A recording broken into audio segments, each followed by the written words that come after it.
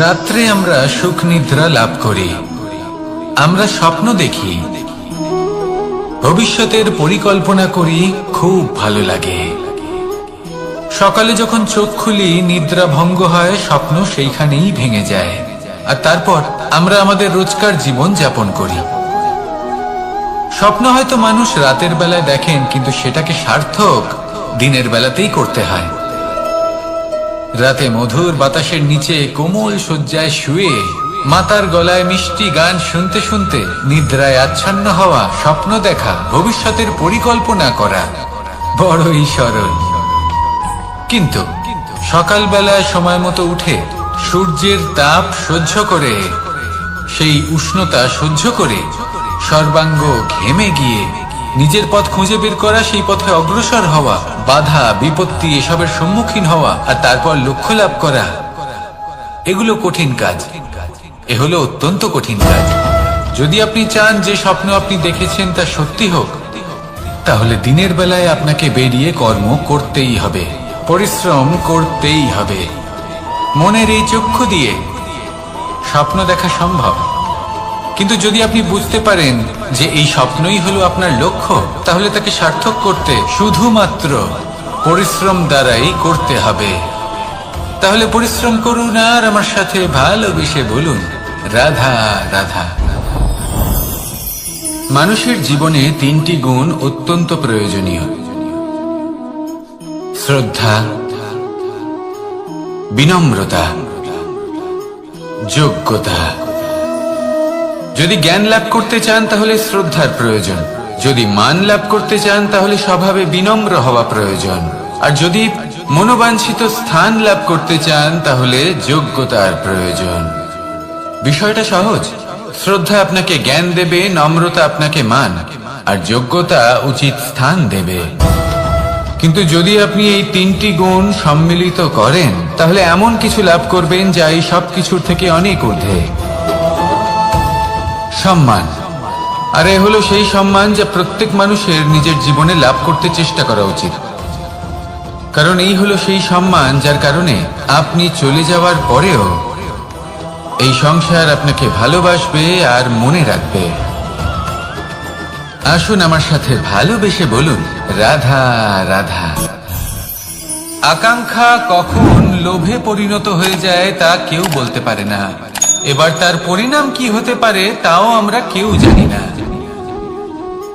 আজ আমি আপনাকে বলছি, কোনো ব্যক্তি সব থেকে বেশি ক্ষতির সম্মুখীন তখনই হয় যখন সে এটা মনে করে যে সে সব থেকে বেশি সুরক্ষিত স্থানে রয়েছে। সে ভাবে যে সে সেখানে সুরক্ষিত রয়েছে। সে তখন অসাবধান হয়ে পড়ে, আর তখনই তাকে জীবনের সব থেকে বড় ক্ষতির সম্মুখীন হতে হয়। নিঃস্ব হয়ে যাওয়ার পরিস্থিতি কোনো মানুষের জীবনে তখনই আসে যখন তার কাছে প্রচুর সম্পত্তি থাকে এবং সে তার থেকেও অনেক বেশি সম্পত্তি অর্জন করতে চায়।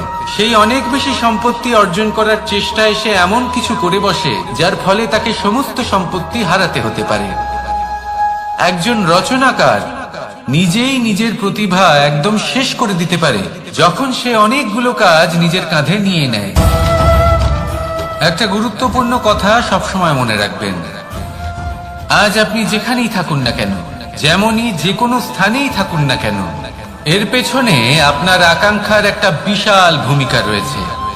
কিন্তু মনে রাখবেন, আপনাকে শিখতে হবে যে কখন আর কিভাবে নিজের উচ্চাকাঙ্ক্ষাগুলিকে লাগাম পরাতে হবে, কারণ এটা অত্যন্ত আবশ্যক। তাই আসুন আর আমার সাথে ভালোবেসে বলুন, রাধা রাধা। অনেক সময় আমরা জীবনে অনেক মানুষকে এমন বলতে শুনে থাকি যে আমি অসফল হয়েছি কারণ আমার সময় ভালো যাচ্ছিল না। আমি এই জিনিসটা লাভ করতে চাইছিলাম কিন্তু করতে পারলাম না কারণ আমার সময়টা ভালো যাচ্ছিল না। আমি আমার জীবনে ওই মহান কাজটা করতে চাইছিলাম কিন্তু করতে পারলাম না। কেন? কারণ আমার সময়টা ভালো যাচ্ছিল না। কিন্তু যে মুহূর্তে ভালো সময় আমার জীবনে আসবে আমি সব কিছু প্রাপ্ত করব। এমন প্রায় প্রত্যেকেই বলেন। আসুন একটা কথা বোঝা যাক। একজন মালিকে দেখুন, সে প্রত্যেক দিন গাছের সেবা করে, তাকে জল দেয়, তার যত্ন আত্তি করে। কেন? প্রত্যেক দিন সেই গাছ ফল দেয় না। সঠিক সময় এলে তবেই সেই গাছ ফল দেয়, কিন্তু প্রত্যেক দিন মালি তার সেবা করে, তাকে যত্ন করে। শুধুমাত্র তখন করে না যখন সেই গাছ ফল দিতে সক্ষম। আর যদি মালিক গাছের যত্ন প্রতিদিন না করে তাহলে হয়তো সেই গাছ ফল দিতেই পারবে না। এটাই হলো আমাদের জন্য একটা শিক্ষা। যখন সময় আমাদের জন্য অপেক্ষা করে না, তখন আপনি সময়ের জন্য কেন অপেক্ষা করছেন? ভালো সময়ের জন্য অপেক্ষা করবেন না। ভালো এবং শুভ কর্ম দ্বারা ভালো সময়কে নিজের কাছে টেনে আনুন। নিরন্তর কর্ম করুন, পরিশ্রম করতে থাকুন। শুভ সময় আপনা থেকেই আপনার কাছে আসবে। আসুন আমার সাথে ভালোবেসে বলুন, রাধা রাধা। মানুষের এই সংসারে জীবনযাপন করার জন্য কিছু জিনিসের প্রয়োজন পড়ে। এমন কিছু আবেগ, এমন কিছু বস্তু আছে যেগুলো তার প্রয়োজন হয়। কিন্তু সব থেকে বেশি যে জিনিসটা তার প্রয়োজন হয় সেটা হলো সম্মানের। আমাদের ভালো লাগে যখন কেউ আমাদের সম্মান করে। আমরা কাউকে সম্মান করলে তারও সেটা ভালো লাগে। কিন্তু আপনি দেখবেন যে সংসারে বেশিরভাগ মানুষ দুটি মাপদণ্ডের ভিত্তিতে সম্মান করেন। হয় বয়স দেখে করেন বা উপার্জন দেখে, অর্থাৎ সেই ব্যক্তি কতটা উপার্জন করেন। এবার ভেবে দেখুন, এটা আবশ্যক নয় কারোর বয়স যদি বেশি হয় তার বুদ্ধিও ততটাই বেশি হবে। আবশ্যক এটাও নয় যে কোনো ব্যক্তি যদি অত্যন্ত ধনী হন বা তার মনও নির্মল হবে বা তিনি সৎকর্ম করবেন বা এমন কোনো কর্ম করবেন যাতে উনি সম্মান লাভ করতে পারেন। হতে পারে উনি ধনী কিন্তু দুশ্চরিত্র। সেই জন্য বয়স বা উপার্জন দেখে কোনো ব্যক্তিকে সম্মান করবেন না। কর্ম দেখুন। যদি গভীরভাবে ভেবে দেখেন তাহলে দেখবেন যদি কোনো মানুষ কোনো সৎকর্ম করেন তাহলে তার প্রতি হৃদয় থেকে সম্মান জাগ্রত হয়। এটাই হলো সেই সম্মান যা অর্জন করতে হবে। বয়স আজ আছে, কাল আরো বৃদ্ধি পাবে। উপার্জন আজ আছে, কাল সেটা কমে যেতেও পারে। কিন্তু যদি আপনি নিরন্তর শুভকর্ম করতে থাকেন তাহলে আপনি মৃত্যুর পরেও অমর হয়ে থাকবেন। আসুন আমার সাথে ভালোবেসে বলুন, রাধা রাধা। পাপ এবং পুণ্য, এই দুই হলো সংসারের এমন দুই বিন্দু যাকে কেন্দ্র করে এই সংসারের চক্র ঘুরতে থাকে। আমরা যদি কোনো কর্ম বিচার করি হয় পুণ্য নয় পাপের দৃষ্টিভঙ্গি দিয়ে, এটা হয় পুণ্য না হলে পাপ। কিন্তু এই পাপ এবং পুণ্য এই দুই নির্ভর করে প্রত্যেক মানুষের উপর, তার চিন্তাধারা, তার পরিস্থিতির উপর। ধরুন এমন একজন মানুষ যিনি অনেক দিন ধরে বনে পথ হারিয়েছেন, অনেক দিন হয়তো উনি কোনো খাবার খাননি। এবার এমন পরিস্থিতি চলে এসছে যে এবার যদি উনি খাবার না খান তাহলে হয়তো জীবিতই থাকবেন না। আর এমন অবস্থায় ওনার সামনে যদি কোনো প্রাণী আসে তাহলে তাকে শিকার করা এটা কিন্তু তার কাছে পাপ নয়, এটা তো জীবিত থাকার একমাত্র উপায়। এটা তার কাছে পুণ্য সম। আর যদি আমি এমন একজন ব্যক্তির কথা বলি যিনি সরল, যিনি একটি সুখী, শান্ত, সুরক্ষিত জীবনযাপন করছেন, তার কাছে কিন্তু এটা পাপ। এইরকমই এই সংসারে ভিন্ন ভিন্ন পরিভাষা আছে পাপ এবং পুণ্যের। তার মধ্যে যদি আমি আপনাকে একটি সরল পরিভাষা দিই, সেটা হলো জীবনে যখনই কোনো কর্ম করবেন সেটা নিয়ে একটু ভেবে দেখুন যে এই যে কাজটা আমি করছি তার ফলে এই যে অন্য মানুষেরা আছেন এই সংসারে তারা কি দুঃখ পাবেন? যদি তারা দুঃখ পান তাহলে সেটা পাপ। যদি আপনি এমন কোনো কর্ম করেন যার ফলে অন্যরা প্রসন্নতা লাভ করেন, তাদের মুখে হাসি ফুটে ওঠে, যদি তারা প্রেরিত হন, জীবনে সামনে এগোতে পারেন, তাদের বিকাশ হয়, তাহলে এটা হলো পুণ্য। তাই জীবনে সবসময় পুণ্য করতে থাকুন আর আমার সাথে ভালোবেসে বলুন, রাধা রাধা। বনস্পতি ফলনের জন্য আমাদের কিসের প্রয়োজন পড়ে? একটু ধরিত্রীর, একটু পরিশ্রমের আর একটা বীজের।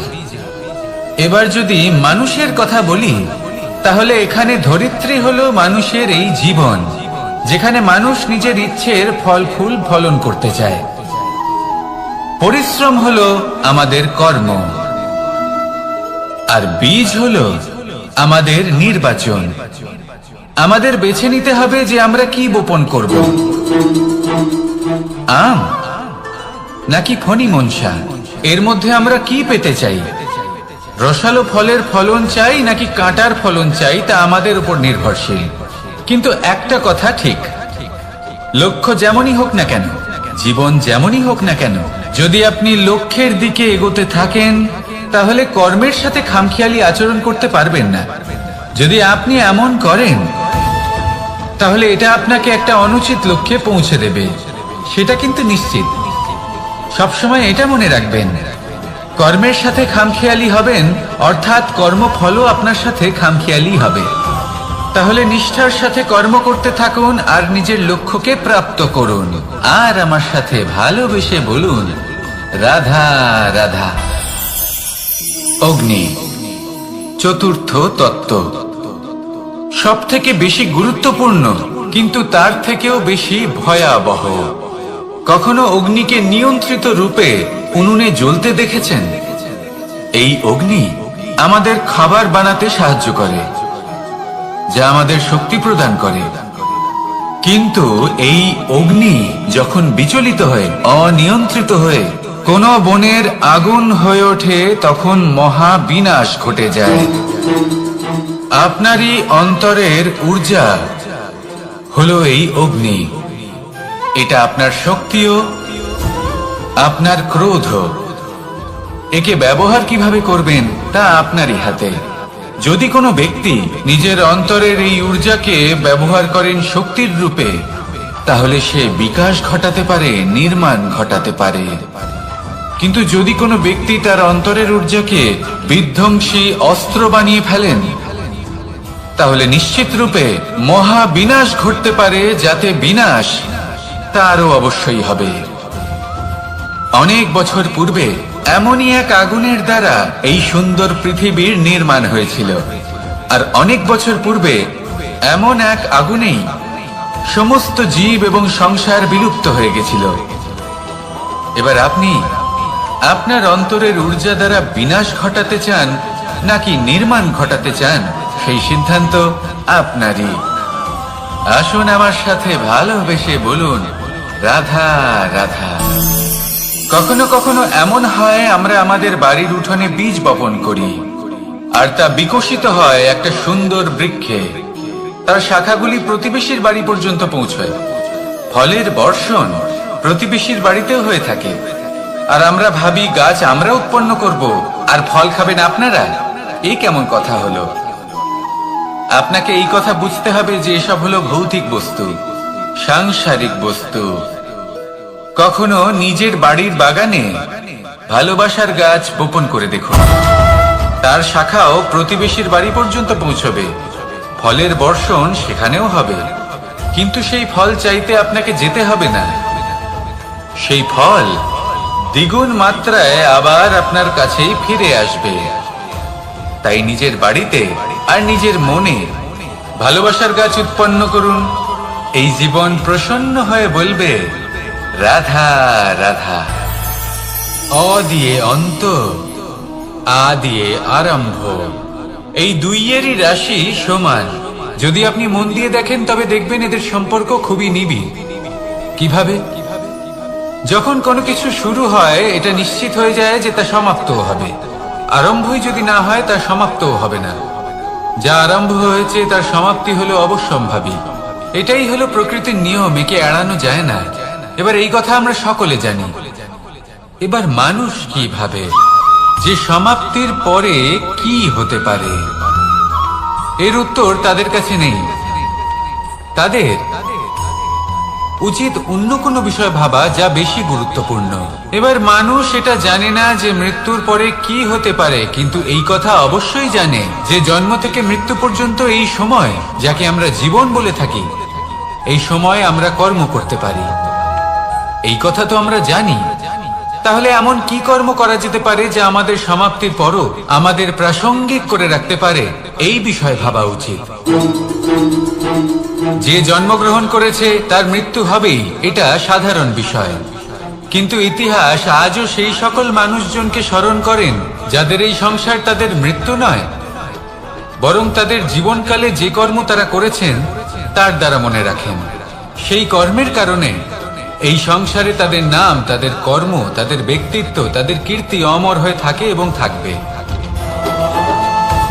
আপনার কাছে এতটা সময় নেই যতটা আপনার মনে হচ্ছে আপনার কাছে আছে। সেই জন্য যত শীঘ্র সম্ভব শ্রেষ্ঠ কর্ম করুন, যতটা পারবেন ততটা অধিক সুকর্ম করুন। এই সংসারে নিজেকে অমর করে তুলুন আপনার মৃত্যুর পরেও। আর আমার সাথে ভালোবেসে বলুন, রাধা রাধা। ওমা, এ কি? আমি কখন থেকে এখানে অপেক্ষা করছি, হাত পেতে দাঁড়িয়ে রয়েছি যাতে একটা ফল আমার হাতে এসে পড়ে এবং সেটা আমি খেতে পারি। কখন থেকে অপেক্ষা করছি, কিন্তু সেটা হচ্ছেই না। এবার আপনি বলবেন যে এইসব কি বলছি, এই কি অদ্ভুত কথা বলছি। যদি ফল খেতে হয় তাহলে আমাকে বৃক্ষে চড়তে হবে, ফলের কাছে পৌঁছতে হবে, তবেই তো ফল পাবো। এবারে এটা অত্যন্ত সহজ ব্যাপার, কিন্তু এই বিষয়টা আপনি নিজের জীবনের প্রসঙ্গে ভেবে দেখুন। লক্ষ্য কোথায় আছে আপনি জানেন, সেই লক্ষ্যে পৌঁছানোর পথ কি সেটাও আপনি জানেন, সেই পথে চলার ক্ষমতাও আপনার রয়েছে, কিন্তু তাও আপনি নিজের লক্ষ্য লাভ করতে পারছেন না। কেন?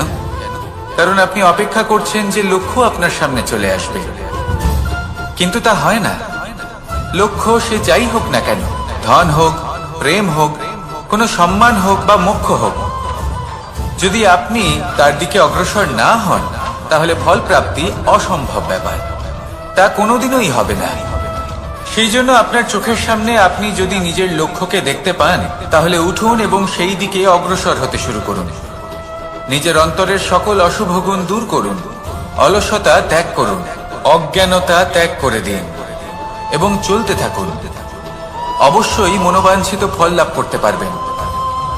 মনে রাখবেন, চলতে থাকলে তবেই লক্ষ্য প্রাপ্তি হবে। অপেক্ষার দ্বারা শুধুমাত্র মৃত্যু লাভ হবে।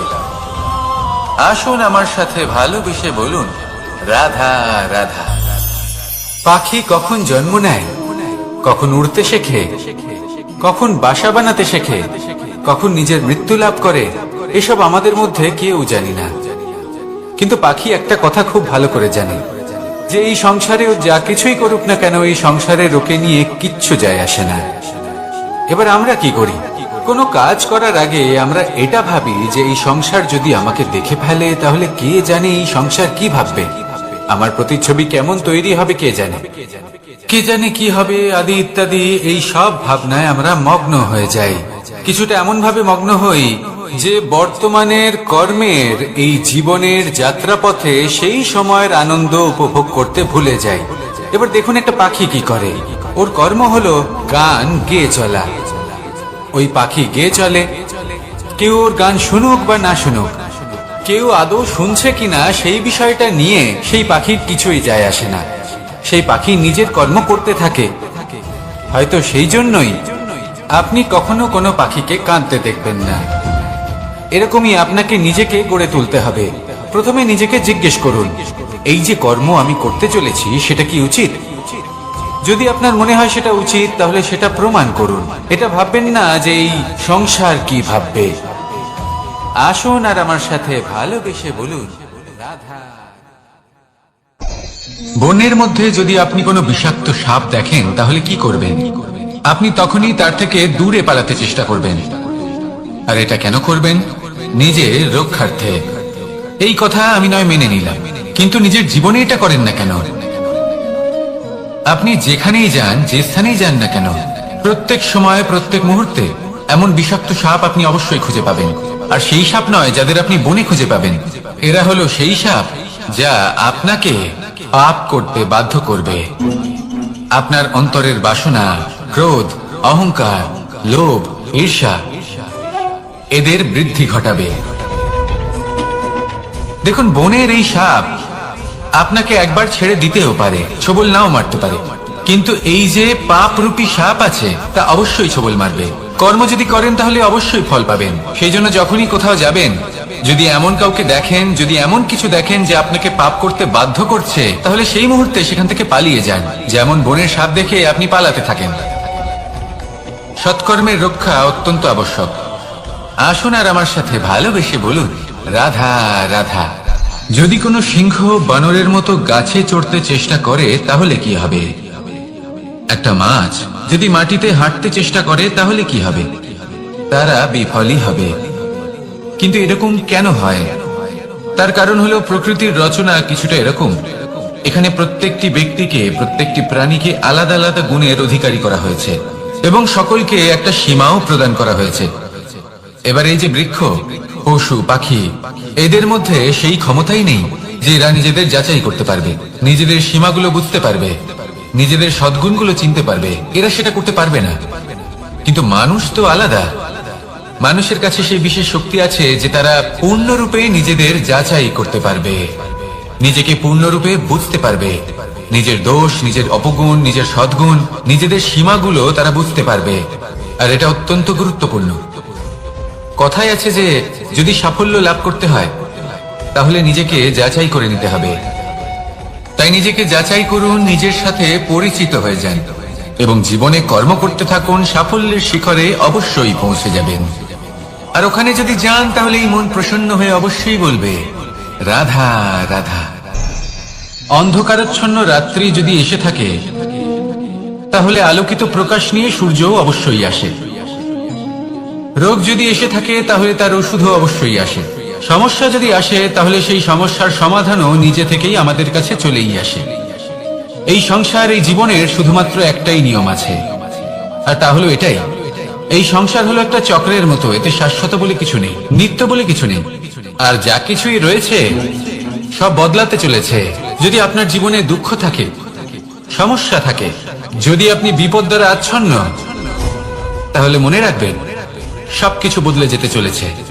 দুঃখের সময় কাঁদবেন না, মনকে আরো দুঃখী করে তুলবেন না, কারণ এখানে যা কিছুই এসেছে তা যাওয়ার জন্যই এসেছে। তাহলে এত চিন্তা কিসের? আনন্দ সহকারে জীবন যাপন করুন আর আমার সাথে ভালোবেসে বলুন, রাধা রাধা। রাত্রিবেলায় যখন আলোকিত জোনাকিদের দেখেন তখন মন প্রসন্ন হয়ে ওঠে। এদের দেখতে খুবই সুন্দর লাগে। আর এমন ঠিক কেন হয়? প্রথম হলো এটাই যে রাতের বেলায় চতুর্দিক অন্ধকারাচ্ছন্ন থাকে। এমত অবস্থায় যদি আমরা কোথাও একটু প্রকাশ দেখি তাহলে সেটাই আশার কিরণের ন্যায় মনে হয়। সেই প্রকাশই আমাদের মন প্রসন্ন করে তোলে। আর সেই জন্য যে সকল মানুষ রাতের বেলায় কোনো জোনাকি দেখতে পান তারা প্রসন্ন হয়ে যান। এবার কখনো কখনো জীবনে আমাদের মনে হয় যে চতুর্দিকে শুধুমাত্র অন্ধকারই হয়ে আছে। প্রত্যেকেরই তা কখনো মনে হয়।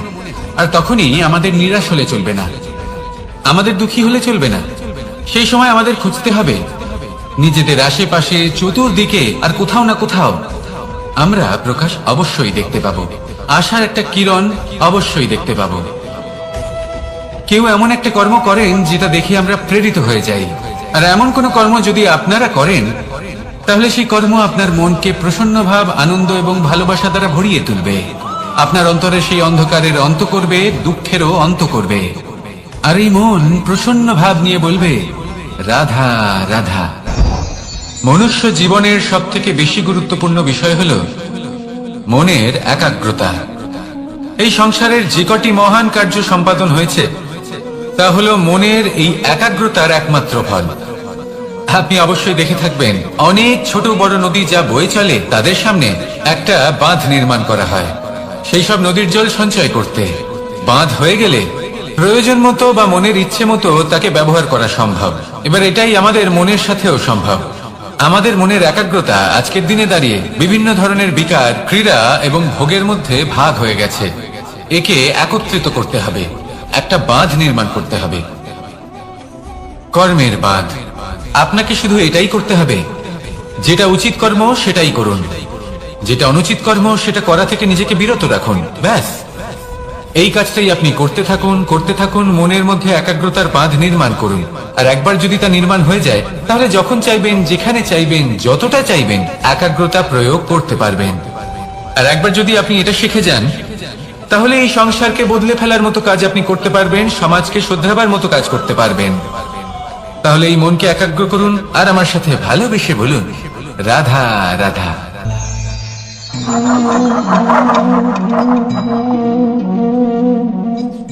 কোন ব্যক্তিকে নিশ্চয়ই দেখেছেন যিনি নিজে কাঠ কাটার এই কাজে নিপুণ এবং অভিজ্ঞ। এবার আপনারা দেখবেন যে তার মনোযোগ সমস্ত কাঠের ওপর থাকে না, তার মনোযোগ থাকে শুধুমাত্র একটা কাঠের ছোট্ট একটি অংশের ওপর, যেখান থেকে তার টুকরো করা হচ্ছে। কিন্তু সেটা উনি কেন করেন? যদি এটা উনি না করেন তাহলে সেই কাঠ সঠিক পদ্ধতি এবং তাড়াতাড়ি কাটা যাবে না। জীবনেও তাই হয়ে থাকে।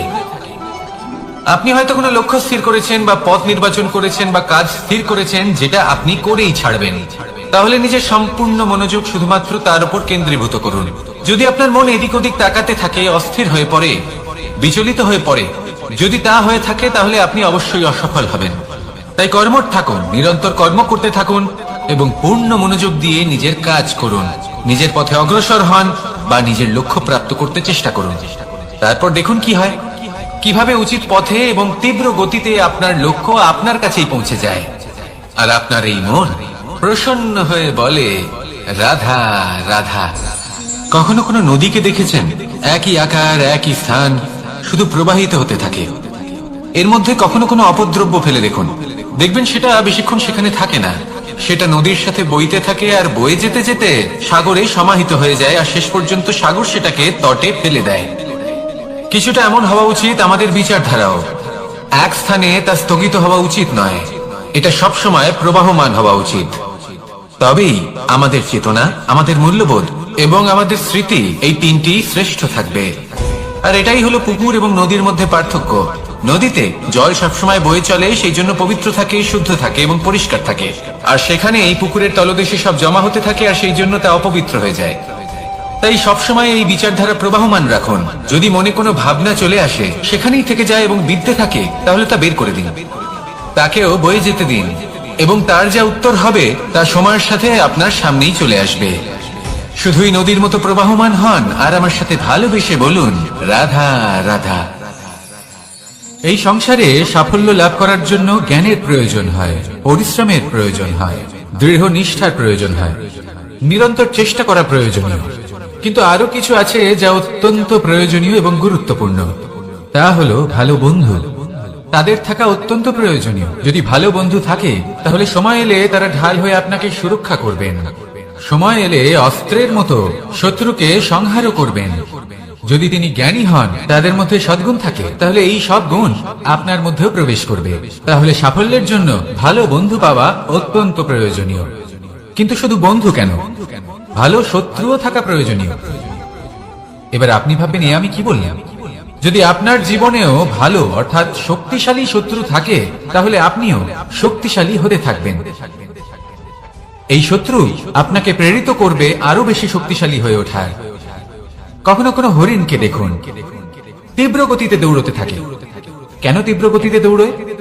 এই কারণে নয় যে কোথাও তার জন্য মধুর ঘাস অপেক্ষা করে রয়েছে, না, সে এই কারণে তীব্র গতিতে দৌড়য় কারণ সেটা না করলে তার পেছনে একটি সিংহ আছে যে ওকে নিজের ভোজন করে ফেলবে। তাই জীবনে বিপদ, সংকট, এই সবকিছুও হলো অত্যন্ত গুরুত্বপূর্ণ। তার সম্মুখীন হতে শিখুন আর আমার সাথে ভালোবেসে বলুন, রাধা রাধা। আমরা সবাই ফল খাই, কিন্তু আমাদের সেই ফলই প্রিয় হয় যে পরিপক্ক হয়ে ওঠে, যেটা নম্র হয়, আর যে ফল অনেক বেশি মিষ্টি আর সুস্বাদু হয়ে থাকে, যাদের রঙে বাহার দেখা যায়। সেইভাবে জীবনে আমরা নানান মানুষের সাথে পরিচিত হই, কিন্তু সেই মানুষই আমাদের মন ছুঁয়ে যায় যারা বিনম্র স্বভাবের, যাদের বাণী খুব মধুর, যাদের অন্তরে আত্মবিশ্বাসের একটা তেজ, একটা রং দেখা যায়। এবার এমন ব্যক্তি আমরা কি করে হব? ঠিক সেইভাবেই যেমন একটা ফল রোদ, বর্ষা, শীত, বায়ু, এই সকল সংকটময় পরিস্থিতির সম্মুখীন হয়ে পরিপক্ক হয়ে ওঠে, সেইভাবেই মানুষ সংকটময় পরিস্থিতির সম্মুখীন হয়ে পরিপক্ক হয়ে ওঠেন। যদি এই সংকটের সম্মুখীন হন তাহলে অভিজ্ঞ হবেন, আর এই অভিজ্ঞতাই শিক্ষা দিয়ে যাবে। এই অভিজ্ঞতা আমাদের শিখিয়ে দেয় যে আমাদের বিনম্র থাকতে হবে। অহংকার করে কোনো লাভ নেই। মধুর বাণীর যে কি মূল্য তা আমরা শিখতে পারি। এই অভিজ্ঞতাই আমাদের বুঝিয়ে দেয় যে উচিত অনুচিত কোনটা, আমাদের দৃষ্টিভঙ্গি তৈরি করে, আর এই দৃষ্টিভঙ্গি দ্বারা আত্মবিশ্বাস জাগ্রত হয়। সেই জন্য জীবনে কখনো বিপদ থেকে দূরে পালাবেন না, সেগুলোর সম্মুখীন হন, অভিজ্ঞতা লাভ করুন, তার থেকে শিক্ষা লাভ করুন, এইভাবেই পরিপক্ক হবেন। আসুন আমার সাথে ভালোবেসে বলুন, রাধা রাধা। ধন সঞ্চয় করা সম্ভব, আর সেই জন্য ধন সব থেকে বেশি মূল্যবান সম্পত্তি নয়। এবার আপনি বলবেন, এ আমি কি বলছি? এই ধন খুব মূল্যবান, আমরা সকলে অর্জন করতে ব্যস্ত। সেটা এই কারণে, কারণ আপনারা জানেন না এই সংসারের সব থেকে বেশি মূল্যবান সম্পত্তি কি। এ হলো সেই সম্পত্তি যা কখনো সঞ্চয় করা সম্ভব নয়। আপনার কাছে যতই ধন থাকুক তা দিয়ে আপনি স্বাস্থ্য লাভ করতে পারেন, বাড়ি কিনতে পারেন, আদি ইত্যাদি, কিন্তু আপনি যতই ধনী হন না কেন, ফেলে আসা দিনের একটা মুহূর্ত আপনি লাভ করতে পারবেন না। এই একটা মুহূর্ত, এই সময়, এটাই হলো সংসারের সব থেকে মূল্যবান সম্পত্তি। একবার চলে গেলে তা কখনোই ফিরে আসে না।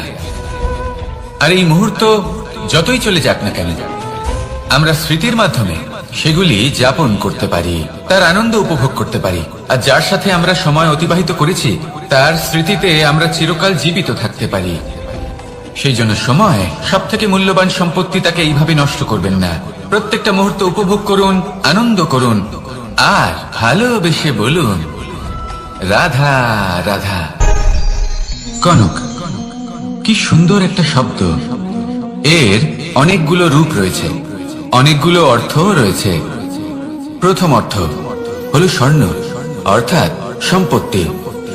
দ্বিতীয় অর্থ ধুতুরা, অর্থাৎ গাছের ছোট একটা বীজ, যা কিনা অত্যন্ত শক্তিশালী হয়। যদি বেশি মাত্রায় এর প্রয়োগ করা হয় তাহলে এটা বিষময় হয়ে উঠতে পারে। এই হলো সেই ধুতুরা যার প্রয়োগ মহাদেবের পুজোতে করা হয়।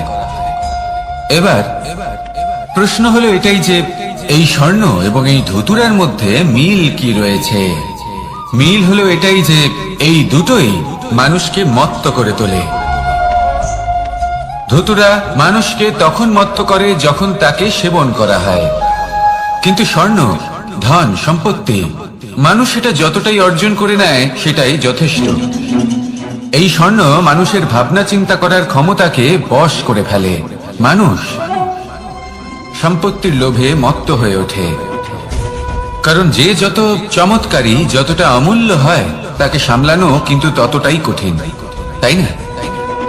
তাই মনে রাখবেন, ধন, স্বর্ণ, সম্পত্তি এগুলো ধুতুরার থেকেও অনেক বেশি বিষাক্ত হতে পারে।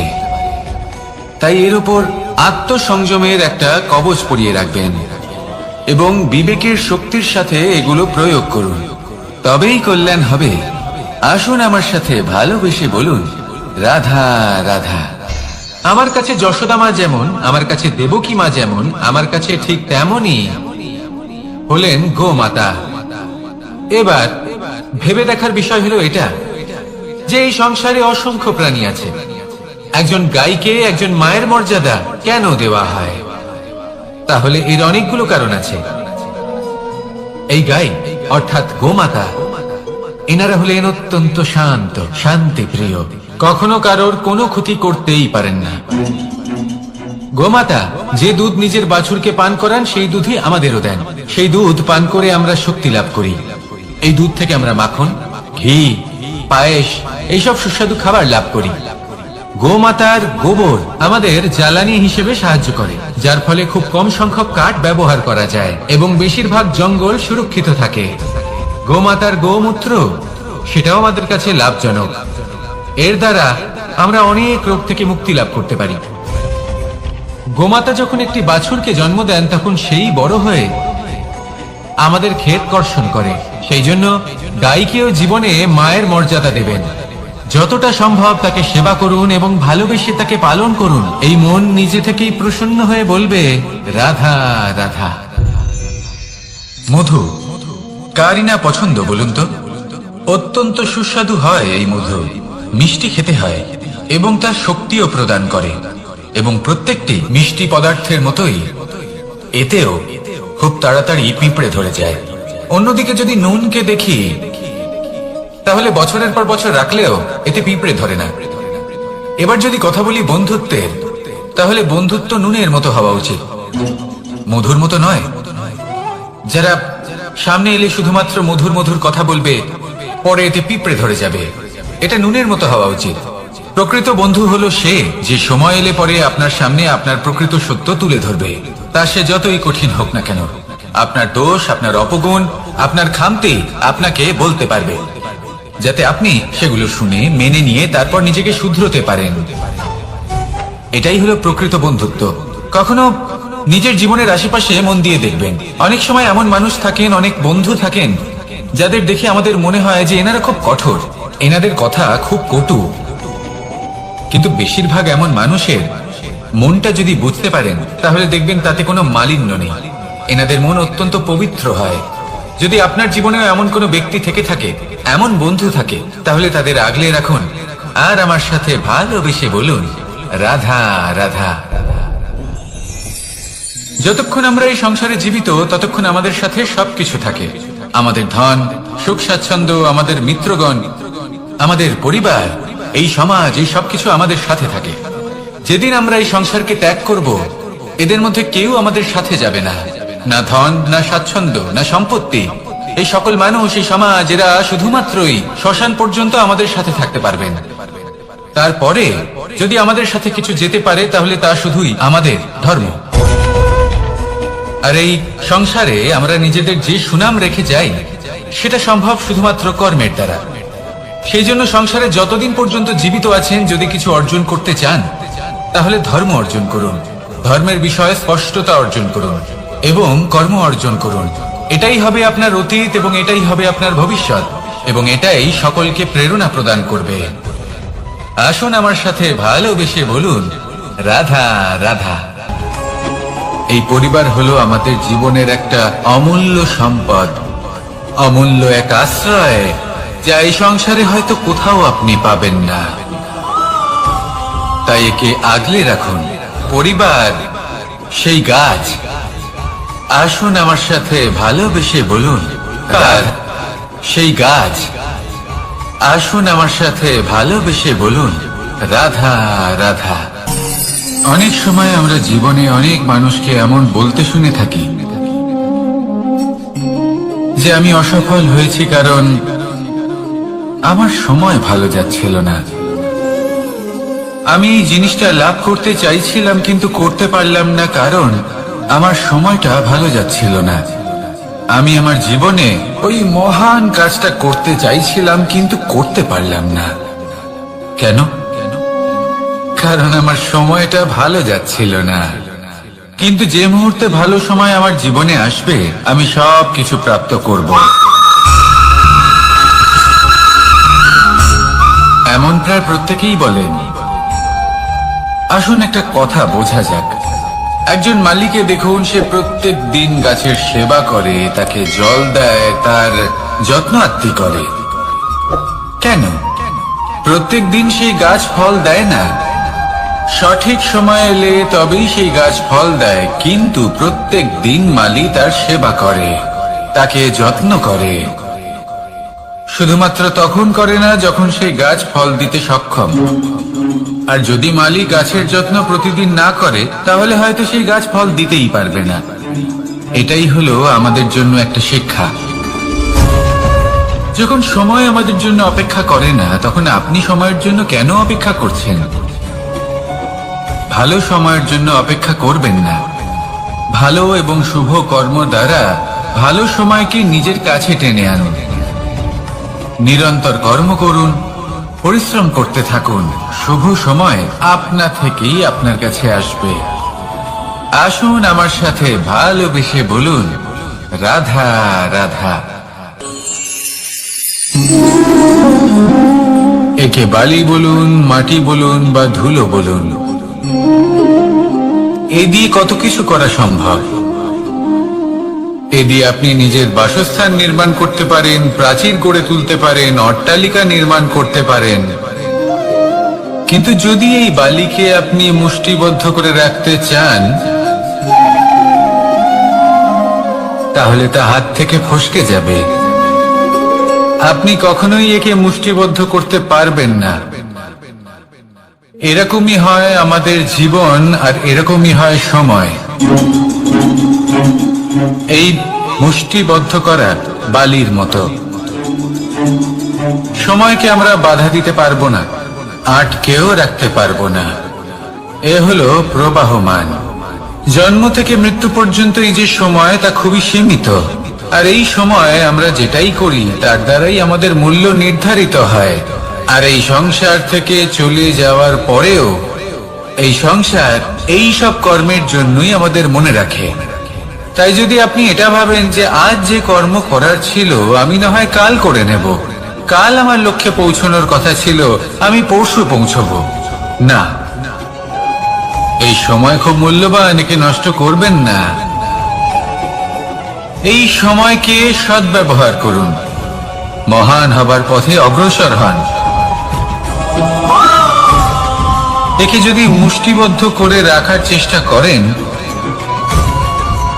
এই সময় থেমে থাকবে না। আসুন আমার সাথে ভালোবেসে বলুন, রাধা রাধা।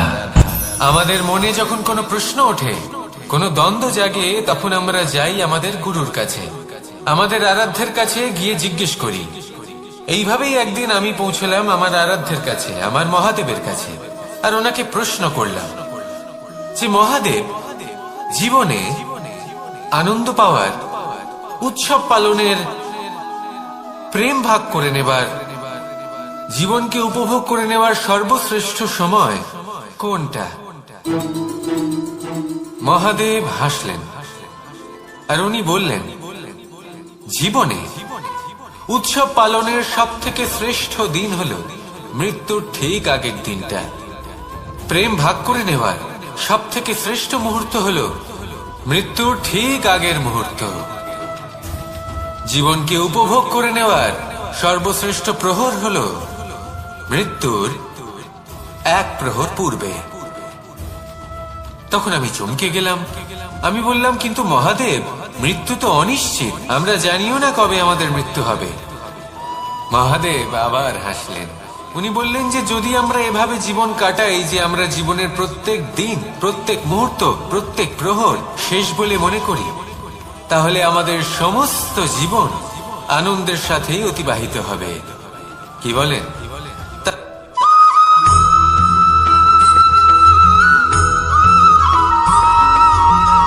এই সংসারে কোনো বস্তু হোক বা ব্যক্তি হোক, তার একার গুরুত্ব কিন্তু খুব বেশি নয়। একটা উদাহরণ হিসেবে বৃষ্টির ফোঁটাকে ভেবে দেখুন। যদি একটি বৃষ্টির ফোঁটা হয় তাহলে তার খুব বেশি গুরুত্ব থাকে না, কিন্তু যখন সহস্র বৃষ্টির ফোঁটা মেঘের মধ্যে দিয়ে ঝরে পড়ে, তখন সেটা বর্ষার রূপ ধারণ করে। সেই বর্ষা যা এই প্রকৃতিকে শান্ত করে। সেইভাবেই পাথরের ছোট টুকরো, তার খুব বেশি গুরুত্ব থাকে না, কিন্তু যখন অসংখ্য পাথরের টুকরো একত্রিত হয় তখন তা পর্বতের আকার ধারণ করে। সেইভাবেই কিছু মানুষ যখন একত্রিত হন তখন তৈরি হয় পরিবার, কিছু পরিবার যখন একত্রিত হয় তখন তৈরি হয় সমাজ, যখন অনেক সংখ্যক সমাজ একত্রিত হয় তখন তৈরি হয় রাজ্য। এবার এই রাজ্যের সব থেকে গুরুত্বপূর্ণ ব্যক্তি হতে পারেন রাজা, কিন্তু তাও সেই রাজা একা কিছু করতে পারেন না। যুদ্ধ লড়ার সময় তারও নিজের সৈন্যদলকে প্রয়োজন পড়ে। কিন্তু এই সংসারে এমন একজন ব্যক্তি আছেন যিনি একাই সব কাজ করতে থাকেন, এবং সেই ব্যক্তি হলেন মা। আমাদের জীবনে একজন পিতার ভূমিকা কিন্তু নিঃসন্দেহে অমূল্য, কিন্তু আমাদের সকলের জীবনে যে ভূমিকা একজন মায়ের তা অন্য কারোর থাকে না। একজন মা একাই সন্তানকে বড় করতে পারেন, সংস্কারী করে তুলতে পারেন, তার জন্য পরিশ্রম করেন। আর এত কিছু কাজ করার পরেও তার কাজের জন্য তিনি প্রশংসা অবশ্য পান না।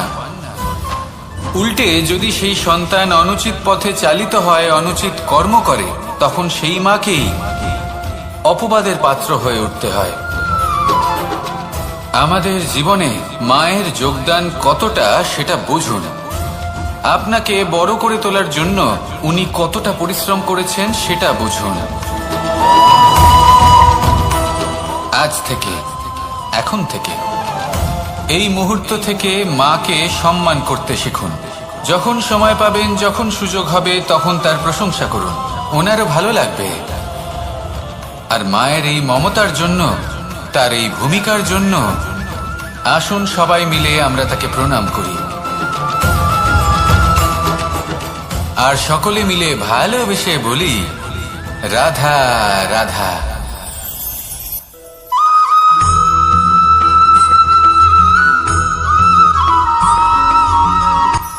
এই সংসারে সাফল্য লাভ করার জন্য জ্ঞানের প্রয়োজন হয়, পরিশ্রমের প্রয়োজন হয়, দৃঢ় নিষ্ঠার প্রয়োজন হয়, নিরন্তর চেষ্টা করা প্রয়োজনীয়। কিন্তু আরো কিছু আছে যা অত্যন্ত প্রয়োজনীয় এবং গুরুত্বপূর্ণ। তা হলো ভালো বন্ধু। তাদের থাকা অত্যন্ত প্রয়োজনীয়। যদি ভালো বন্ধু থাকে তাহলে সময় এলে তারা ঢাল হয়ে আপনাকে সুরক্ষা করবেন। সময় এলে অস্ত্রের মতো শত্রুকে সংহারও করবেন। যদি তিনি জ্ঞানী হন, তাদের মধ্যে সদ্গুণ থাকে, তাহলে এই সব গুণ আপনার মধ্যেও প্রবেশ করবে। তাহলে সাফল্যের জন্য ভালো বন্ধু পাওয়া অত্যন্ত প্রয়োজনীয়। কিন্তু শুধু বন্ধু কেন, ভালো শত্রুও থাকা প্রয়োজনীয়। এবার আপনি ভাববেন, আমি কি বললাম? যদি আপনার জীবনেও ভালো অর্থাৎ শক্তিশালী শত্রু থাকে, তাহলে আপনিও শক্তিশালী হতে থাকবেন। এই শত্রু আপনাকে প্রেরিত করবে আরো বেশি শক্তিশালী হয়ে ওঠার। কখনো কোনো হরিণকে দেখুন, তীব্র গতিতে দৌড়তে থাকে। কেন তীব্র গতিতে দৌড়য়? এই কারণে নয় যে কোথাও তার জন্য মধুর ঘাস অপেক্ষা করে রয়েছে, না। সে এই কারণে তীব্র গতিতে দৌড়য় কারণ সেটা না করলে তার পেছনে একটি সিংহ আছে যে ওকে নিজের ভোজন করে ফেলবে। তাই জীবনে বিপদ, সংকট, এই সবকিছুও হলো অত্যন্ত গুরুত্বপূর্ণ। তার সম্মুখীন হতে শিখুন আর আমার সাথে ভালোবেসে বলুন, রাধা রাধা।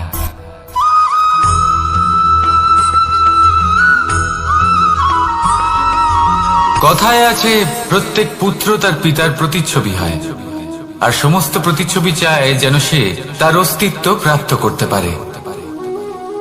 পুত্র চায় সে যেন তার পিতার মতো হয়, বা কখনো কখনো তার থেকেও শ্রেষ্ঠ হয়। সেটা কোনো অনুচিত ব্যাপার নয়। অনুচিত তখন হয় যখন পুত্র নিজের পিতার মতো হবার স্বপ্ন পূরণ করতে গিয়ে বা তার থেকেও শ্রেষ্ঠ হওয়ার স্বপ্ন পূরণে অনুচিত পথের আশ্রয় নেয়।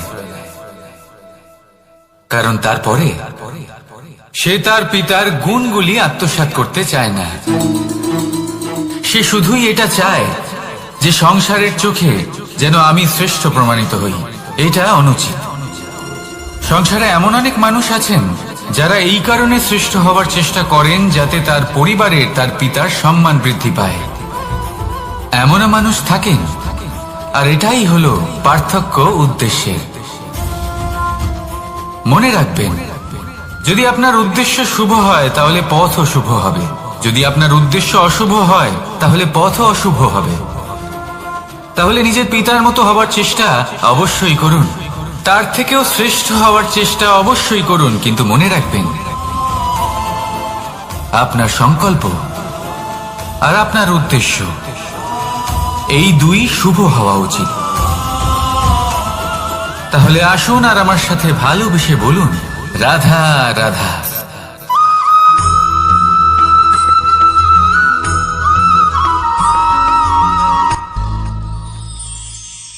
শিশিরের বিন্দু পাতার ওপর পড়ে আর তার গায়ে লেগে থাকে। পাতা তাকে শুষে নিতে পারে না, আর শেষ পর্যন্ত সে ঝরে পড়ে যায়। অন্যদিকে রয়েছে মেঘ এবং চাতক। এদের মধ্যে অনেক দূরত্ব থাকে। মেঘ থাকে আকাশে আর চাতক থাকে ধরিত্রীতে। কিন্তু যখন এই মেঘ থেকে বৃষ্টি ঝরে পড়ে, এই চাতক কিন্তু সেই জলই পান করে, নয়তো সে তৃষ্ণার্ত থেকে যায়। এবার অন্যদিকে দেখলাম শিশির বিন্দু আর পাতার এই সম্পর্ক। এরা খুব কাছাকাছি থাকে, ঘনিষ্ঠও থাকে। অন্যদিকে রয়েছে মেঘ এবং চাতকের সম্পর্ক, যাদের মধ্যে অনেক দূরত্ব থাকা সত্ত্বেও তারা খুব ঘনিষ্ঠ, তাই না? এই সারমর্ম খুব সরল। এই নৈকট্য, এই দূরত্ব, তা আপনার সম্পর্কে প্রভাব কিছুতেই ফেলতে পারে না। এই নৈকট্য, এই দূরত্ব, এইসব হলো শুধুমাত্র মনের ব্যাপার। কখনো আপনি অনুভব করেছেন আপনি কারোর থেকে অনেক অনেক দূরে আছেন, অনেক দূরে আছেন, তাও সেই ব্যক্তির প্রতি আপনি টান অনুভব করেন। সেখানে আপনি কারোর সাথে প্রত্যেক দিন অতিবাহিত করেন, সমস্ত জীবন অতিবাহিত করেন, সব থেকে বেশি সময় তার সাথে অতিবাহিত করেন, তাও তার প্রতি সেই টান অনুভব করেন না। এই সংকেত হলো মনের দূরত্বের। তাহলে মনের এই দূরত্ব দূর করুন আর আমার সাথে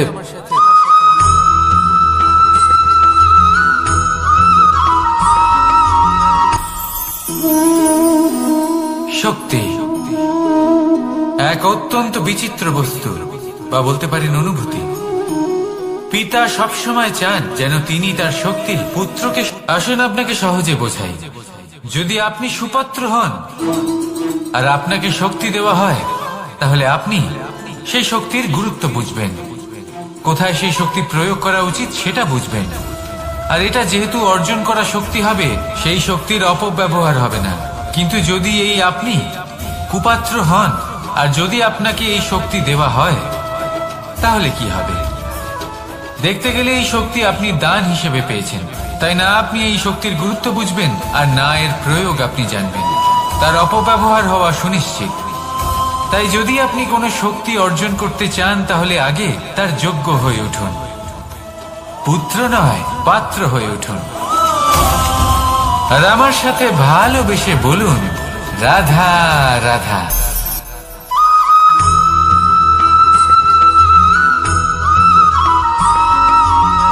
ভালো, শুধু ওনাদের কঠোর ব্যবহার দেখলে আমরা একটু ভয় পেয়ে যাই। এবার ওনাদের এই কঠোর ব্যবহার আমাদের ভালো না লাগলেও অত্যন্ত আবশ্যক, কারণ মাতার থেকে আমরা যে শক্তি লাভ করি তা যেন নিয়ন্ত্রণ হারিয়ে বিধ্বংসী না হয়ে ওঠে। আমরা যেন কোনো কুপথে না চলে যাই, আমরা কখনো যেন দোষ না করে ফেলি। শুধু সেই জন্য পিতা এবং গুরু একটু কঠোর হয়ে ওঠেন, এবং ওনাদের এই কঠোর আচরণ ভবিষ্যতে গিয়ে আমরা অবশ্যই বুঝতে পারি। জীবনে কিছু বছর আমরা এগিয়ে যাই আর তারপর আমরা বুঝতে পারি যে বাবা এবং গুরু আমাদের যথেষ্ট ভালোবাসতেন, কিন্তু ওনাদের ভালোবাসার বহিঃপ্রকাশ আলাদা।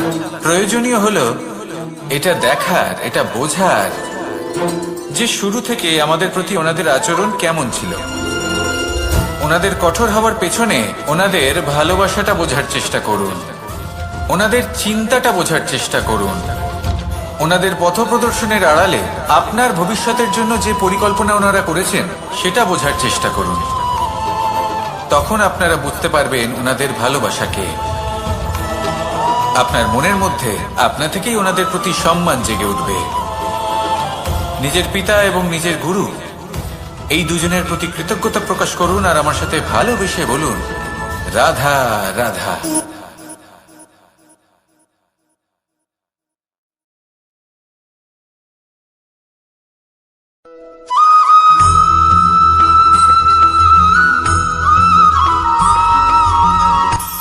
কখনো কোনো বাগানের কোনো বৃক্ষকে দেখেছেন যেখানে সুগন্ধি ফুল থাকে, রসালো ফল থাকে? তখন মন প্রফুল্ল হয়ে ওঠে, মন থেকে সেই বৃক্ষের প্রতি ভালোবাসা জন্মায়। কিন্তু যিনি বাগানের মালিক, শুধুমাত্র তিনিই জানেন যে কিভাবে এই বৃক্ষকে আগলে রাখতে হয়, কিভাবে তার পরিচর্যা করলে এতে সুন্দর সুগন্ধি ফুল হবে, রসালো ফল হবে। কখনো কখনো প্রয়োজনের থেকে বেশি রোদ পেলে এই বৃক্ষগুলি শুকিয়ে যায়, প্রয়োজনের থেকে কম রোদ পেলেও এই বৃক্ষ কিন্তু শুকিয়ে যায়। প্রয়োজনের থেকে কম জল যদি পায়, এই বৃক্ষ শুকিয়ে যেতে পারে। প্রয়োজনের থেকে অতিরিক্ত জল যদি পায়, তখনও এই বৃক্ষের শিকড়গুলি নষ্ট হয়ে যেতে পারে। এবার এটাই কিন্তু আমাদের সংসারের সাথেও হয়। আমাদের সংসারের সকল প্রতিভাশালী ব্যক্তি, যেমন লেখক, বিচারক, প্রবক্তা, যোদ্ধা, এদের সবার ক্ষেত্রে এই কথাটাই প্রযোজ্য। যদি বেশি প্রশংসা করা হয়, তাহলেও এরা হারিয়ে যাবেন। প্রয়োজনের থেকে বেশি যদি নিন্দা করা হয়, তখনও তারা নত হয়ে পড়বেন।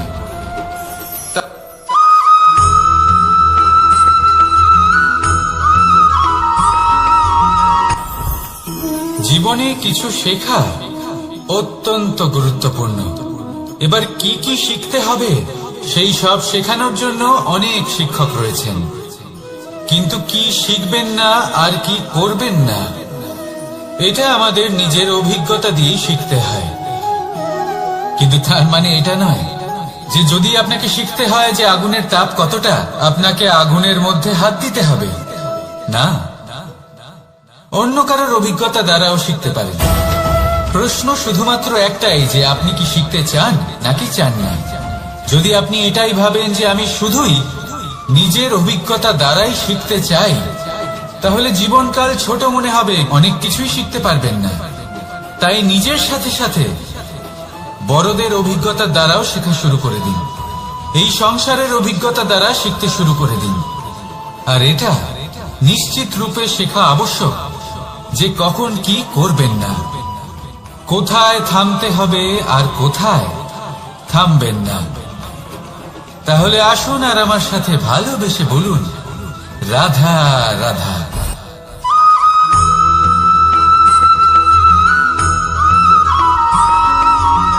এই সংসারে সব থেকে বেশি কোমল বস্তু হলো রেশম। এই রেশম এতটাই কোমল হয় যে এর পুরো একটা থান শুধুমাত্র একটা হাতে ধরা সম্ভব। কখনো ভেবে দেখেছেন এই রেশম কিভাবে হয়? একটি কীট তার লালার দ্বারা উৎপন্ন হয়। এই কীট সেই রেশমকে পাক দিতে থাকে, পাক দিতেই থাকে আর আস্তে আস্তে তার মধ্যেই জড়িয়ে পড়ে। শেষে ওর এই সুন্দর অমূল্য সৃষ্টি রেশমের এই সুতো তার নির্মাণ কার্য পূর্ণ হয়, কিন্তু তাতেই ও নিজে বন্দী হয়ে যায়। নিজেরই মায়াজালের এই বন্দী গৃহে নিজেই ফেঁসে যায়। এবার এই সুতোকে ব্যবহারযোগ্য করে তোলার জন্য এই কীটগুলিকে এই কবচের সাথেই ফুটন্ত জলে ফেলে দেওয়া হয়। এই সংসারে যদি আমাদের স্বপ্ন এই সংসারের দুঃখ হরণ করার জন্য, এই সংসারে সুখ বিতরণ করার জন্য হয়, তবেই আমাদের প্রগতি সম্ভব। যদি আমাদের এই স্বপ্ন শুধুই আমাদের এবং আমাদের স্বার্থ সিদ্ধির জন্য হয়, তাহলে এই স্বপ্ন আমাদের অন্ধ করে দেবে, আমাদের অন্ধকারের পথে নিয়ে যাবে, আর আমরাও সেই কীটের মতো হয়ে যাব। নিজেদেরই মায়াজালে আমরা নিজেই ফেঁসে যাব, আর শেষে আমরা যদি কিছু লাভ করি তা হবে একাকিত্ব, অন্ধকারময় মৃত্যু। তাই স্বপ্ন অবশ্যই দেখুন, কিন্তু এমন ভাবে স্বপ্ন দেখবেন না যে তার এই বন্দিগৃহে আপনি নিজেই ফেঁসে গেলেন। স্বপ্ন দেখুন পরোপকারে।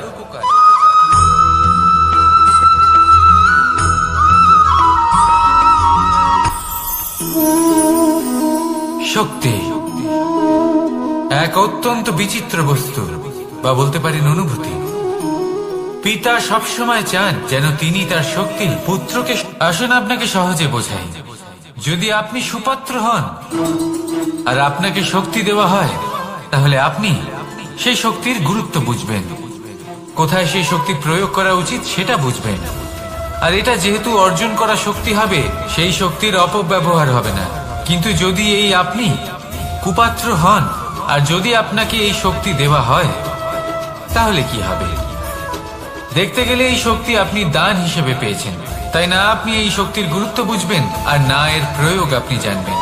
তার অপব্যবহার হওয়া সুনিশ্চিত। তাই যদি আপনি কোনো শক্তি অর্জন করতে চান, তাহলে আগে তার যোগ্য হয়ে উঠুন, পুত্র নয় পাত্র হয়ে উঠুন। আর আমার সাথে ভালোবেসে বলুন, রাধা রাধা।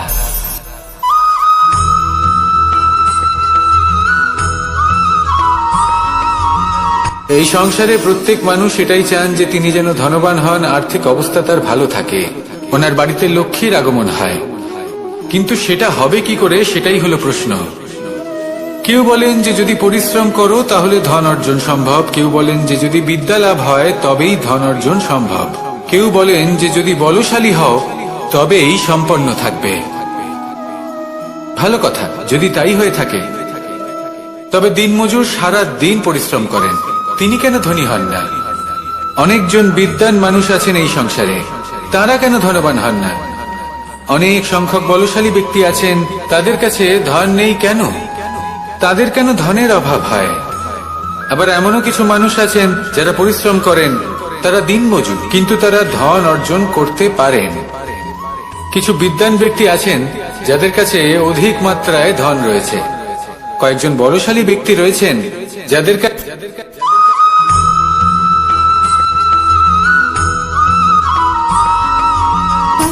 সুখ, দুঃখ এবং শক্তি, এই তিন হলো এই সংসারের ত্রিদেবের মতো।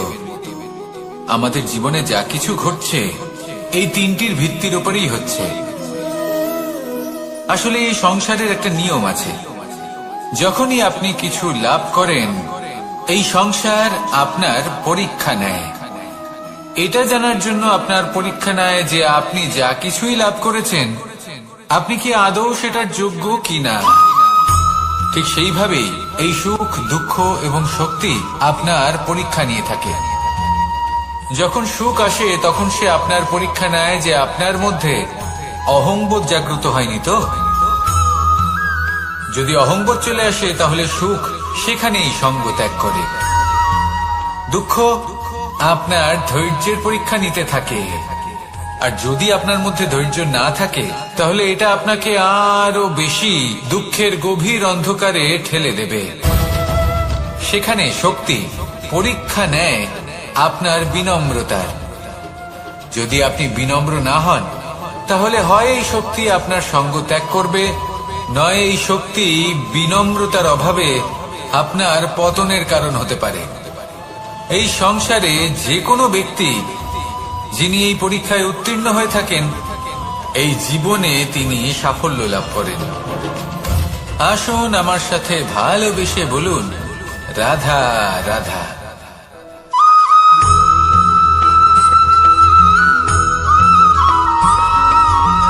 পঞ্চতত্ত্বের মধ্যে দ্বিতীয় তত্ত্ব হল ধরণী, ভূমি, যাকে আমরা ধরণী মাতা বলি। এই ধরণী ধৈর্য ধারণ করে, আর এর ওপরেই আমাদের সমগ্র সংসার নির্ভরশীল। কারণ এই ভূমি সহ্য ক্ষমতা রাখে, এর সহ্য ক্ষমতা হলো অপরিসীম। সন্তান যতই আঘাত প্রদান করুক না কেন প্রেম পূর্বক সহ্য করে, আর তার বদলে অমূল্য রত্ন প্রদান করে। সন্তান যদি হাল চালায় তাহলে তার বদলে তাকে অন্ন প্রদান করে। এটাই হলো ধরণী। এবার এর থেকে আমরা কি শিক্ষা পেতে পারি? এটাই যে কারোর জন্য কিছু করা বা কাউকে কিছু দেওয়া মনে কোনো কামনা ছাড়াই। আর এই কথাটা বুঝে যান, যদি কারোর জন্য কামনা না রেখে বা কোনো পাওয়ার আশা না রেখে কারোর জন্য কিছু করেন বা কারোকে কিছু দেন, যদি এটা আপনি শিখতে পারেন তবে আপনি ভালোবাসতে শিখে গেছেন। আর সেই জন্যই এই ধরিত্রীকে মাতা বলা হয়। কারণ মাতা শুধু উনি নন যিনি গর্ভে সন্তানকে ধারণ করেন, মাতা তো উনিও যিনি জীবন বাঁচতে শেখান, যিনি জীবন বাঁচার উদাহরণ প্রদান করেন। তাহলে ধরণীর থেকে এই নিঃস্বার্থ ভাব শিখুন, নিঃস্বার্থ ভালোবাসা শিখুন, আর এই ভালোবাসার সাথেই বলুন, রাধা রাধা।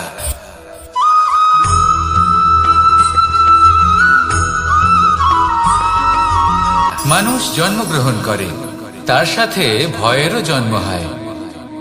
ছোটবেলা থেকেই আমাদের মনে কোনো না কোনো প্রকারের ভয় থেকেই যায়।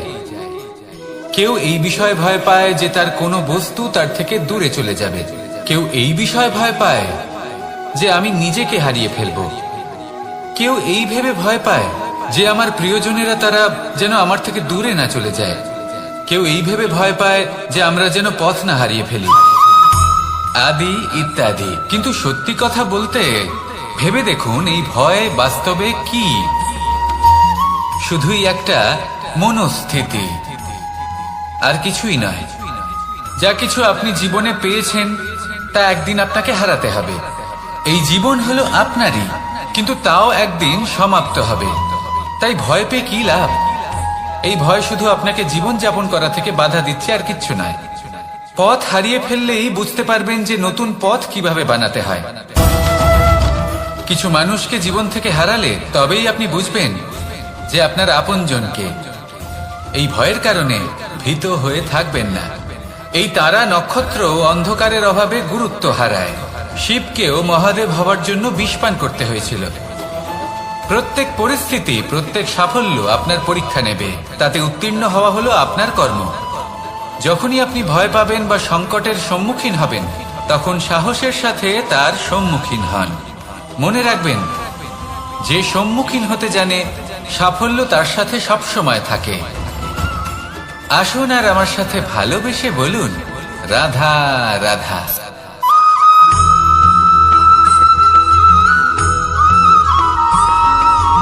জীবনে অগ্রসর হওয়ার জন্য আমাদের কাকে প্রয়োজন হয়? মাতা পিতা, বন্ধু, প্রেম, সাহায্য, অর্থ, পরিশ্রম, আশা। ভিন্ন ভিন্ন মানুষ ভিন্ন ভিন্ন বিকল্প চয়ন করে। যদি আমি আপনাকে বলি, তাহলে জয় আর পরাজয়ের মন্ত্র দুটো শব্দের উপর নির্ভর করে, মেনে নেওয়া আর দৃঢ় হওয়া। যদি মেনে নেন, তাহলে হেরে যাবেন। যদি দৃঢ় হন, তাহলে নিশ্চিত রূপে জয়ী হবেন। যদি কখনো আপনি ক্লান্ত হয়ে ওঠেন, আপনি দুঃখী হন, পুরোপুরি ভেঙে পড়েছেন, তখন মেনে নেবেন না যে আপনি ভেঙে পড়েছেন, নয়তো হেরে যাবেন। তখন উল্টে স্থির করবেন যে যাই হয়ে যাক না কেন, আমি জয়ী হবই। আর আপনি দেখবেন যে জয় নিশ্চিত রূপে আপনার কাছেই আসবে। তাহলে এই কথা মনে রাখবেন আর আমার সাথে ভালোবেসে বলবেন, রাধা রাধা।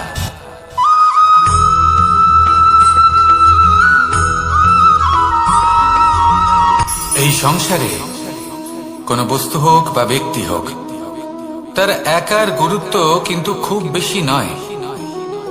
একটা উদাহরণ হিসেবে বৃষ্টির ফোঁটাকে ভেবে দেখুন। যদি একটি বৃষ্টির ফোঁটা হয়, তাহলে তার খুব বেশি গুরুত্ব থাকে না। কিন্তু যখন সহস্র বৃষ্টির ফোঁটা মেঘের মধ্যে দিয়ে ঝরে পড়ে, তখন সেটা বর্ষার রূপ ধারণ করে। সেই বর্ষা যাই প্রকৃতিকে শান্ত করে। সেইভাবেই পাথরের ছোট টুকরো, তার খুব বেশি গুরুত্ব থাকে না। কিন্তু যখন অসংখ্য পাথরের টুকরো একত্রিত হয়, তখন তা পর্বতের আকার ধারণ করে। সেইভাবেই কিছু মানুষ যখন একত্রিত হন, তখন তৈরি হয় পরিবার। কিছু পরিবার যখন একত্রিত হয়, তখন তৈরি হয় সমাজ। যখন অনেক সংখ্যক সমাজ একত্রিত হয়, তখন তৈরি হয় রাজ্য। এবার এই রাজ্যের সব থেকে গুরুত্বপূর্ণ ব্যক্তি হতে পারেন রাজা, কিন্তু তাও সেই রাজা একা কিছু করতে পারেন না। যুদ্ধ লড়ার সময় তারও নিজের সৈন্যদলকে প্রয়োজন পড়ে। কিন্তু এই সংসারে এমন একজন ব্যক্তি আছেন, যিনি একাই সব কাজ করতে থাকেন, এবং সেই ব্যক্তি হলেন মা। আমাদের জীবনে একজন পিতার ভূমিকা কিন্তু নিঃসন্দেহে অমূল্য। কিন্তু আমাদের সকলের জীবনে যে ভূমিকা একজন মায়ের, তা অন্য কারোর থাকে না। একজন মা একাই সন্তানকে বড় করতে পারেন, সংস্কারী করে তুলতে পারেন, তার জন্য পরিশ্রম করেন। আর এত কিছু কাজ করার পরেও তার কাজের জন্য তিনি প্রশংসা অবশ্য পান না। উল্টে যদি সেই সন্তান অনুচিত পথে চালিত হয়, অনুচিত কর্ম করে, তখন সেই মাকেই অপবাদের পাত্র হয়ে উঠতে হয়। আমাদের জীবনে মায়ের যোগদান কতটা, সেটা বুঝুন। আপনাকে বড় করে তোলার জন্য উনি কতটা পরিশ্রম করেছেন, সেটা বুঝুন। আজ থেকে, এখন থেকে, এই মুহূর্ত থেকে মাকে সম্মান করতে শিখুন। যখন সময় পাবেন, যখন সুযোগ হবে, তখন তার প্রশংসা করুন। ওনারও ভালো লাগবে। আর মায়ের এই মমতার জন্য, তার এই ভূমিকার জন্য আসুন সবাই মিলে আমরা তাকে প্রণাম করি। আর সকলে মিলে ভালোবেসে বলি, রাধা রাধা।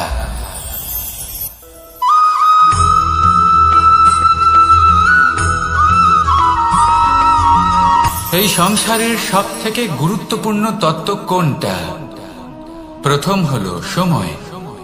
জন্ম থেকে মৃত্যু পর্যন্ত এই যে সময়, এটাই তো হলো জীবন। দ্বিতীয় হলো জীবন, যাতে আমরা সময়ের সদ্ব্যবহার করি, শ্রেষ্ঠ থেকে শ্রেষ্ঠতর কাজ করার চেষ্টা করি। বহু বছরের এই পরম্পরা, এই সংস্কৃতিকে এগিয়ে নিয়ে যাওয়ার চেষ্টা করি। এই সংসারে আমরা অংশগ্রহণ করতে চেষ্টা করি। তৃতীয় হলো ধন। সেই ধন যা প্রত্যেক ব্যক্তি অর্জন করতে চেষ্টা করেন। এবার এই তিনটি তত্ত্বের মধ্যে একটা সামঞ্জস্য আছে, সমান ব্যাপার আছে। সে ধনই হোক বা সময় হোক বা হোক জীবন।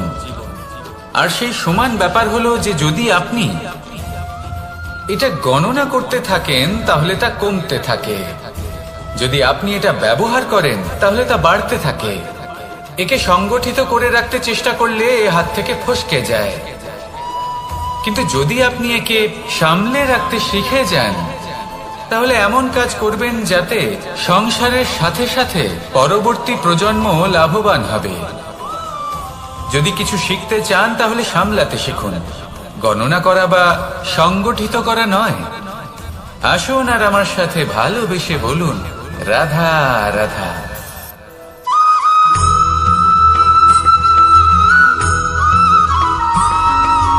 কথায় আছে, প্রত্যেক পুত্র তার পিতার প্রতিচ্ছবি হয়, আর সমস্ত প্রতিচ্ছবি চায় যেন সে তার অস্তিত্ব প্রাপ্ত করতে পারে। পুত্র চায় সে যেন তার পিতার মতো হয় বা কখনো কখনো তার থেকেও শ্রেষ্ঠ হয়। সেটা কোনো অনুচিত ব্যাপার নয়। অনুচিত তখন হয় যখন পুত্র নিজের পিতার মতো হবার স্বপ্ন পূরণ করতে গিয়ে বা তার থেকেও শ্রেষ্ঠ হওয়ার স্বপ্ন পূরণে অনুচিত পথের আশ্রয় নেয়।